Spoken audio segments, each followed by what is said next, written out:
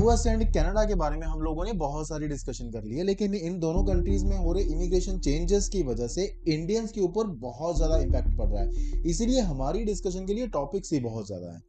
USA की तरफ से इलीगल इमिग्रेंट्स के ऊपर डेपोटेशन का खतरा मंडरा रहा है और कनाडा ने स्टूडेंट्स का बुरा हाल कर रखा है। On the top of that जो इंडियन गवर्नमेंट से कनाडा का क्लेश चल रहा है वो अलग से एक प्रॉब्लम बना हुआ है। तो ओवरऑल इसीलिए इस समय स्पेशली हमारे पास बहुत सारे ऐसे टॉपिक डिस्कस करने के लिए जिससे इंडियंस डायरेक्टली और इनडायरेक्टली बहुत ज्यादा इम्पैक्ट होंगे। मेरा नाम संदीप है और मैं इंटरनेशनल ट्रैवल और वीजा गाइड हूँ। इस चैनल पर हमेशा ऑथेंटिक इन्फॉर्मेशन प्रोवाइड करता रहता हूँ। सब्सक्राइब जरूर कर लो क्योंकि ऐसी इन्फॉर्मेशन पहले भी आती रहती है और आगे भी आती रहेंगी। तो इस पैनिक सिचुएशन में बहुत सारे ऐसे स्टूडेंट्स इम्पेशेंस होकर ऐसी मिस्टेक्स कर रहे हैं जो कि इन फ्यूचर उनके लिए बहुत बड़ी प्रॉब्लम्स खड़ी करेंगी। उनको डेफिनेटली बचताना पड़ेगा। तो इसीलिए अगर आप भी इंटरनेशनल स्टूडेंट हो या फिर उनसे जुड़े हुए उनके रिलेटिव या फैमिली मेंबर हो तो आपके लिए ये वीडियो बहुत इंपॉर्टेंट होने वाली है, क्योंकि ये इंफॉर्मेशन हर एक स्टूडेंट के लिए इंपॉर्टेंट है, क्योंकि वो कुछ ऐसी मिस्टेक्स करते जा रहे हैं जो उनका फ्यूचर स्पॉइल कर देंगी। दो मिस्टेक्स बड़ी हैं। सबसे पहली मिस्टेक की बात करता हूं, वो है स्टूडेंट का असाइलम अप्लाई करना। इस साल 14,000 स्टूडेंट्स ने कनाडा में असाइलम के लिए अप्लाई किया है और फॉर श्योर उनमें से बहुत बड़ा नंबर इंडियंस का है। नॉर्मली वहां पर जितने स्टूडेंट्स हैं उनके सामने शायद ये नंबर आपको बहुत ही छोटा लग रहा होगा, लेकिन कनेडियन गवर्नमेंट के पॉइंट ऑफ व्यू से ये नंबर बहुत बड़ा है, क्योंकि पिछले कुछ महीनों से ये नंबर कंसिस्टेंटली बढ़ रहा है, which is going to be a big headache for Canadian government. But यहाँ पर असाइलम अप्लाई करने वाले स्टूडेंट्स शायद ये सोच रहे होंगे कि मुझे इस नंबर से क्या लेना देना, मैंने तो बस अपनी फाइल अप्लाई कर देनी है, फिर वहां पे रहना शुरू कर देना, मुझे वहां से कोई भी निकाल नहीं सकता। बट जब असाइलम फ्रॉडलेंट प्रूव हो जाएगा तो असाइलम की फाइल रिजेक्ट होगी और साथ में आपको जबरदस्ती कंट्री से बाहर निकाला जाएगा and you wouldn't be allowed to come back again. But ऐसा क्यों? इसको समझने के लिए पहले आपको यह समझना इंपॉर्टेंट है कि असाइलम है क्या। असाइलम उन लोगों के लिए होता है जो अपनी कंट्री में प्रोटेक्शन फीस करते हैं in terms of race, religion, nationality या फिर किसी और स्पेशल ग्रुप की वजह से। सिंपल लैंग्वेज में अगर मैं बताऊं तो असाइलम सीकर्स कनेडियन गवर्नमेंट को ये रिक्वेस्ट करते हैं कि मुझे मेरे देश में खतरा है, इसीलिए मुझे यहीं पर रख लो। तो जब तक ये सब कुछ कनेडियन गवर्नमेंट के कंट्रोल में चल रहा था तब तक तो ठीक था, लेकिन अभी असाइलम सीकर्स ने इस लीगल सिस्टम को मिसयूज करना शुरू कर दिया। इसीलिए अभी इमिग्रेंट्स को लेकर जो इशू चल रहे हैं उसको फॉलो करते हुए किसको असाइलम देना है और किसको नहीं, ये काम बहुत ही सोच समझ कर किया जाएगा। और अब सबसे इंपॉर्टेंट बात, अगर कोई भी इमिग्रेंट कनाडा पर टूरिस्ट वीजा पर पहुंचता है और वहां पर जाकर अपना असाइलम अप्लाई करता है, that is acceptable to some extent. But student के लिए ये उनकी प्रोफाइल के बिल्कुल ही ऑपोजिट हो जाता है। वो कैसे? क्योंकि जब कोई भी स्टूडेंट यहाँ पर अपना स्टूडेंट वीजा एप्लीकेशन अप्लाई करता है तो उसमें पर्टिकुलरली एसओपी में ये मेंशन किया जाता है कि यहाँ पर मेरी कंट्री में मेरे पास अच्छा खासा पैसा है, मैं बस कनाडा में पढ़ने जाना चाहता हूँ और वहां पर अपनी स्टडी कंप्लीट कर मैं वापस अपनी कंट्री आ जाऊंगा। और फिर कुछ टाइम बाद जब वही स्टूडेंट कनाडा में असाइलम अप्लाई कर देता है कि मुझे मेरी कंट्री में खतरा है, मैं वापस नहीं जाना चाहता, मुझे यहीं पे रख लो, तो तभी ये क्वेश्चन रेज होता है कि आप पिछले 1, 2 या 3 साल से कनाडा में रह रहे हो, एक बार भी इंडिया नहीं गए, तो फिर आपको अभी एकदम से खतरा क्यों महसूस हो रहा है? और इसी पॉइंट को बेस बनाकर असाइलम एप्लीकेशन रिजेक्ट हो जाएगी। तो फिर ये सब कुछ पता होने के बावजूद भी स्टूडेंट अपना असाइलम अप्लाई करते क्यों हैं? इसके मेन दो रीजन है। पहली बात तो स्टूडेंट्स को वहां पर ये गाइडेंस ही नहीं है कि उनके लिए सेटल होने का कौन सा इजी रास्ता है, और जो एक वे उनको पता है उसके अलावा और कौन कौन से ऑप्शंस उनके लिए अवेलेबल हैं। और दूसरा वो इमिग्रेशन कंसल्टेंट जो कनाडा में बैठकर स्टूडेंट्स की असाइलम एप्लीकेशंस अप्लाई कर रहे हैं, और कुछ लोग शायद इंडिया से भी ये काम करते होंगे। जो स्टूडेंट अपनी फाइल अप्लाई कर रहा है उसको नहीं पता कि किस बेस पर उसकी फाइल अप्लाई हो रही है और उसके क्या पॉसिबल रिजल्ट्स हो सकते हैं। वो वीजा कंसल्टेंट बस अपनी फीस लेकर एक साइड हो जाएगा, नुकसान होगा उसी स्टूडेंट का जो स्टडी छोड़कर असाइलम सीकर बन गया है। कमेंट में जरूर बताओ अगर आपने भी अपनी असाइलम एप्लीकेशन अप्लाई करी हुई है और उसके लिए वो इमिग्रेशन कंसल्टेंट को कितनी फीस पे करी है वो भी मेंशन कर देना।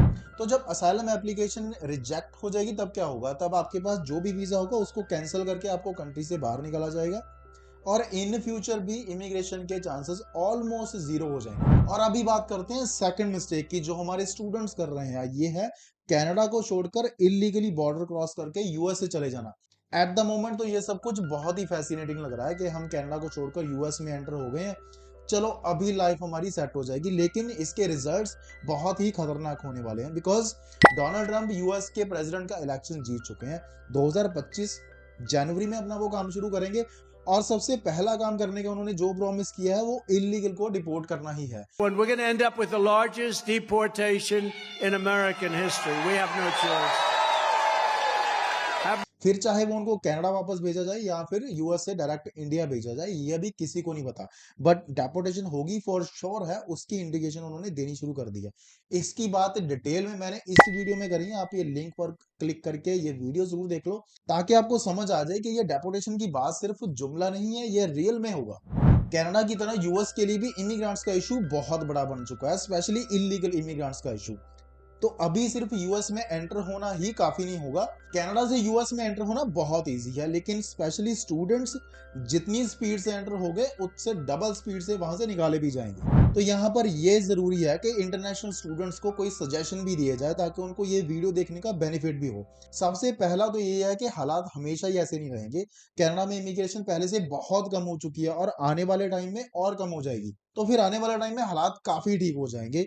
इसीलिए अभी आने वाले 1-1.5 साल के लिए जस्ट सर्वाइवल पर ही ध्यान दो। और दूसरा, अगर आप बिल्कुल थक चुके हो कि कनाडा से निकलना ही चाहते हो, तो आपके लिए पूरी दुनिया में और बहुत सारे ऑप्शंस अवेलेबल है स्टडी अब्रॉड के लिए, और कौन कौन से अच्छे ऑप्शंस हैं जहां पर जाके आप इजीली सेटल भी हो सकते हो। उसके लिए आप ये वीडियो देखो, इसमें मैंने कंप्लीटली एक्सप्लेन किया है options better than Canada.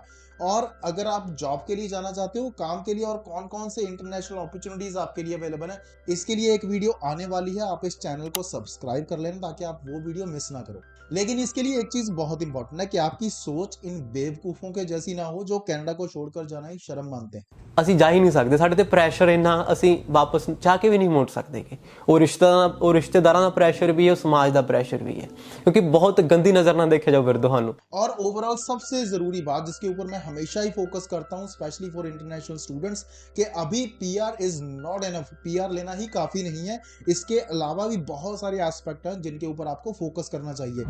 The number 1 is focus on your career skills. अगर आप कनाडा में हो तो आप अपने लोकल एक्सपीरियंस और कनेक्शंस का, नेटवर्क का यूज कीजिए, अलग अलग तरह के स्किल सीखो, सिर्फ एक ही तरह की जॉब के ऊपर डिपेंड ना रहो, खुद को कुछ एक पर्टिकुलर मत बनाओ कि मैं यही काम करता हूं। आने वाले टाइम में अगर आप इंग्लिश अच्छी तरह से बोल सकते हो, कंप्यूटर अच्छी तरह से यूज कर सकते हो, तो you can learn a lot of skills. इसके लिए बहुत सारे प्लेटफॉर्म्स अवेलेबल है जहां पर आप अलग अलग तरह के स्किल सीख सकते हो। सबसे बड़ा प्लेटफॉर्म तो यूट्यूब ही है। इसीलिए just not to focus on one thing, मैं हमेशा यही रिकमेंड करता हूँ कि खुद के ऊपर इतना काम कर लो, खुद के स्किल्स इतने ज्यादा डेवलप कर लो कि किसी भी कंट्री में रहने की आपकी मजबूरी ना हो, मर्जी हो। सिर्फ वहां पर लोकल बैठे हुए इमिग्रेशन कंसल्टेंट के ऊपर डिपेंड ना रहो, वो तो खुद की जेबें भरने के लिए आपको कोई भी प्लान चेप देंगे। और जो वो मैं स्किल डेवलपमेंट की बात कर रहा था, अगर आप उसके ऊपर फोकस करते हो तो आप खुद के लिए दूसरी कंट्रीज को कंसिडर करना बहुत ही ईजी बना लोगे, क्योंकि फिर आपको टेंशन नहीं होगी कि अगर मैं वो कंट्री में पहुंच गया तो मैं करूंगा क्या, because if you have skill you can do anything anywhere. अगर आपने ये वीडियो यहां तक देख लिया है तो मैं आपको रिक्वेस्ट करूंगा कि अगर आपको ये वीडियो इन्फॉर्मेटिव लगा और आपके किसी भी काम का लगा तो आप लाइक बटन जरूर हिट कर देना, साथ ही में सब्सक्राइब बटन भी हिट कर देना, क्योंकि अगर आपके ये वीडियो काम आया तो अगला वीडियो भी बहुत काम आएगा। और इस वीडियो को उन लोगों के साथ शेयर भी करो जो आपके जैसी सेम सिचुएशन में है या फिर जिनको इस वीडियो की जरूरत है। और वैसे भी सब्सक्राइब या शेयर करने से आपका कोई नुकसान तो होगा नहीं, मेरा बहुत बड़ा बेनिफिट हो जाएगा। तो मिलते हैं फिर अगली वीडियो में।